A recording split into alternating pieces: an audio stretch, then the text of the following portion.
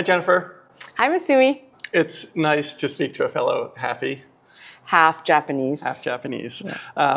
And do you know what my middle name is? No. Oh, it's Shizuka, which means literally quiet in Japanese. Yeah, it's like Shizukani. Yeah. Wow. Which people find funny when they know me. But growing up, that's what my mother and all of her friends called me. So I had two names. Wow. Americans called me Jennifer, and all the Japanese people called me Shizuka. So, Shizuka, tell me a little bit about your halfie experience, your half Japanese experience. Like, where were you raised? How did you end up at Juilliard, where we initially met? Yeah, I was born and raised in Pasadena, California. Okay. And my mother came to America from Japan when she met my dad. She met my dad overseas. He proposed to her when they got married. It was when she arrived in Los Angeles. And so I grew up in a very Japanese community because my mother was one of those Japanese people who, wherever we went in Southern California, if she saw a Japanese person, she just knew someone who's from Japan. In other words, she'd go up to them and start speaking to them in Japanese and invite them over for lunch or dinner. And so, you know, when I was growing up, I was surrounded by a lot of Japanese families. And part of my childhood also was taking Suzuki lessons. I have an older sister named Laura, who's also a professional violinist. And she and I both started playing when we were about 3 and went through the Suzuki books. And was it because of Suzuki that you started, like, that your mother was thinking, like, this is something, you know, on the radar? Or was it just, like, violin? It's interesting that you both play violin as well. Right. Well, it's because we're not very creative, and I just... like, oh, you're playing violin? Okay, I'll play. Yeah, I just copied whatever my sister was doing.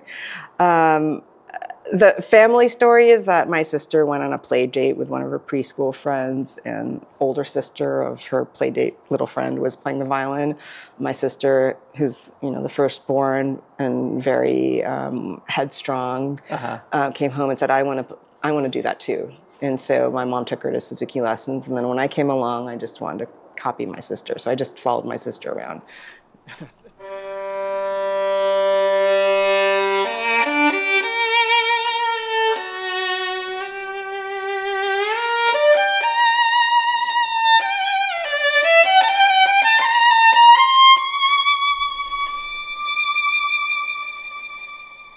It's been really fun playing chamber music with you here, and getting a chance to hang out after all these years since we went to school together. At Juilliard, yeah. At Juilliard.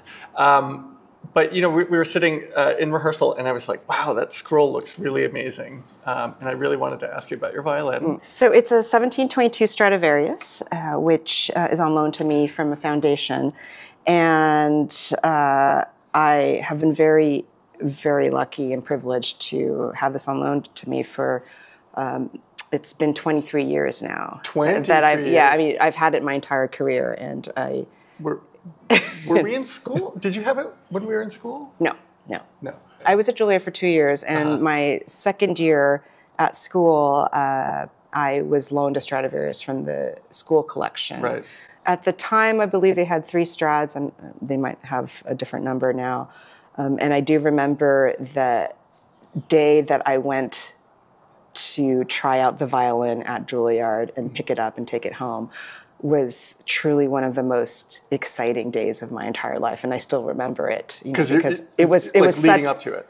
Leading up to it, but actually the day that I got to go pick out the baby, you know, was it was such an incredibly exciting day, and it was really probably the start of my journey with these fine instruments. And I was, you know, extremely fortunate to be loaned that instrument by Juilliard. And, you know, I remember them telling me, like, I had to sign paperwork when I took the violin out, and they said, you can't ride the subway, you can't do this and that. You can't ride the subway? That's what I remember. I mean, luckily at that time, I lived cross town. There was no subway to get to my place from Juilliard, so I always walked or took the bus anyway. Okay. yeah, I mean, there is something incredibly special and unique about getting to play on these old Italian instruments. And yeah, so that instrument from the Juilliard collection was the beginning of my journey. So what instrument were you playing before that? I played on a Balestrieri violin that I'd been playing on since I was about 16 years old. Okay. And it was, you know, a wonderful instrument with a lot of color and character, but not quite the refinement of and color palette of the Strad. Was that the first Strad that you played? The Juilliard Strad? Yeah, I mean, I tried other ones, like in passing, you know, for 5 minutes or 10 minutes. Yeah. But that was the first one that I really got to take home and play on. And I got really addicted, I would say, to that special quality of sound. Yeah. And so then you had another Strad, and then... Well, after, you know, when I left Juilliard after that year, of course, I had to give the violin back. And then I had a series of short-term loans, some of them from dealers who, you know, would loan me an instrument for the special concerts, or maybe because they wanted the instrument to get played in. You know, something comes into the shop for sale, but it's been in a closet for 50 years, so it needs to be played in. So I went through a series of short-term loans and then set out to have my own instrument of that caliber. And I was, you know, very fortunate to have a foundation purchase this instrument for me. Did you choose the instrument? Did you go through that process, or I actually did? Wow. Yeah, I spent about a year, less than a year, looking at different instruments. And this particular instrument, it belonged to Joseph Fuchs, who taught at Juilliard when we were there, and he taught down the hall from Robert Mann, who was my teacher. And I had friends who studied with Mr. Fuchs, and I met him about twice. I met him once when I was a teenager, before I got to Juilliard. He was a judge of a competition that I was in, and he was very sweet to me after the competitions, and you know, I spoke to him then. But then when we were at Juilliard, I think I spoke to him a total of once, and he was a, you know, feisty man of short stature. Reputation. Yeah. But little did I know at the time that, you know, I would end up playing on his violin. So this is a violin that he had purchased in the late 40s. I believe it was 1947. Wow. And then he passed away in 1997. 1947, so it was like $1. Exactly, $2. Back when, you know, these instruments were well within reach for musicians, you know, before prices took off. Still expensive, but within possible. Possible. That's right. You know, mostly not possible for our generation and those who are younger than us, which is why, you know, I realized that this was the kind of instrument I would never be able to afford myself with, you know, the salary wages that I was making as a musician. So anyway, I was, as I said, very fortunate to have a foundation purchase it for me, but I was able to pick it myself. So what drew you to this instrument in particular? What attracted me to this particular instrument was that it's a darker toned Strad than the typical very pearly soprano voice Strad. The violin definitely has its own voice, but I find the violin to be very malleable. And that's what attracts me most to instruments over the long term. In other words, there are instruments that I'll pick up that are,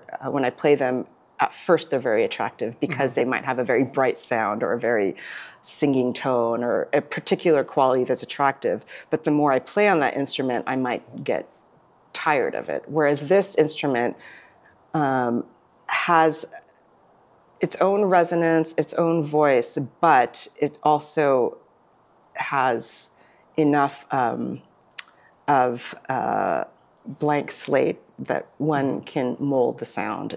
So it doesn't impose its own will. Yeah, and so a couple of decades later, has the instrument evolved? Has it changed? Have you changed? Like, what's that journey been like?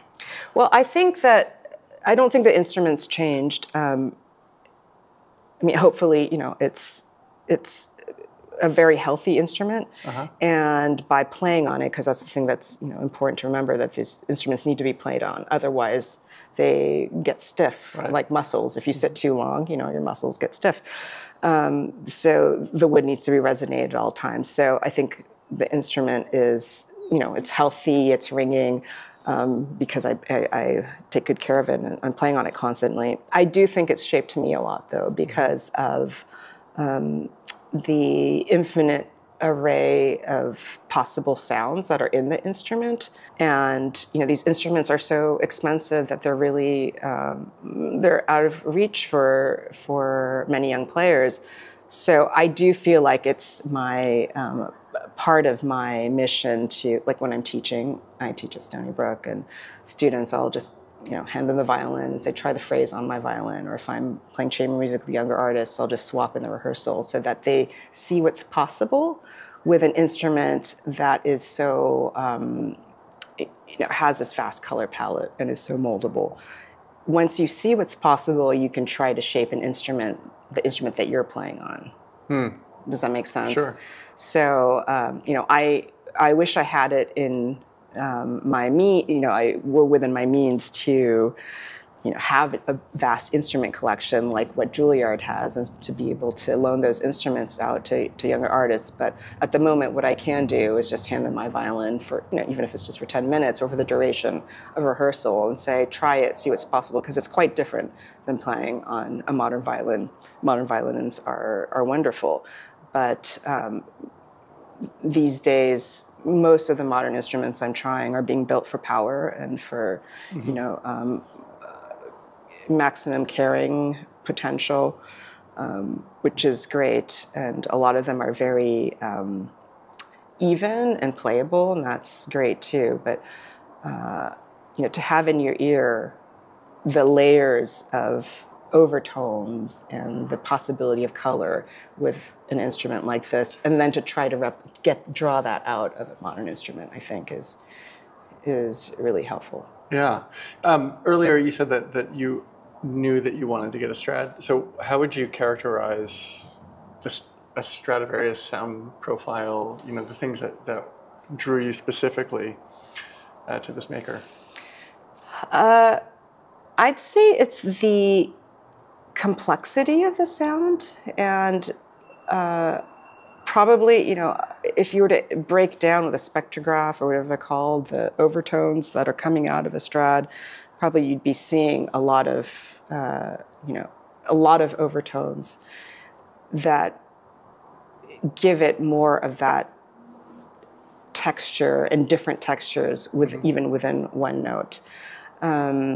So I'd liken it to, everyone who knows me knows I like to eat. So if I were to liken it to a cake that had many different layers of, fruit, cream,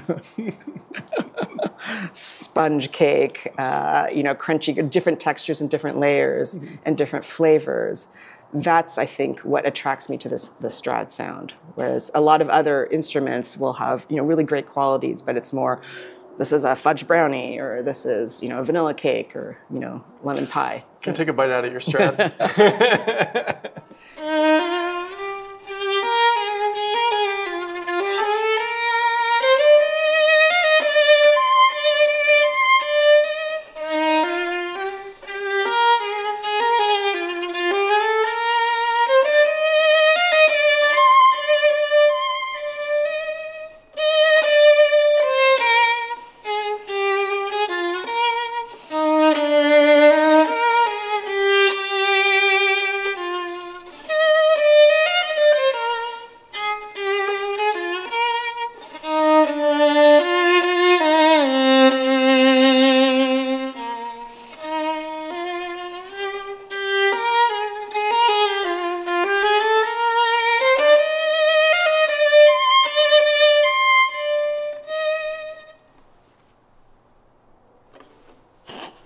I feel like this is not going to end well.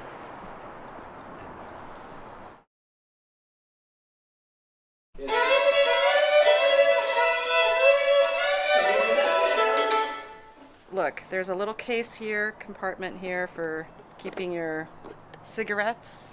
Very important to have in a violin. And there's a secret compartment here for lip gloss, mints, secret notes from your admirers. Why are you still filming?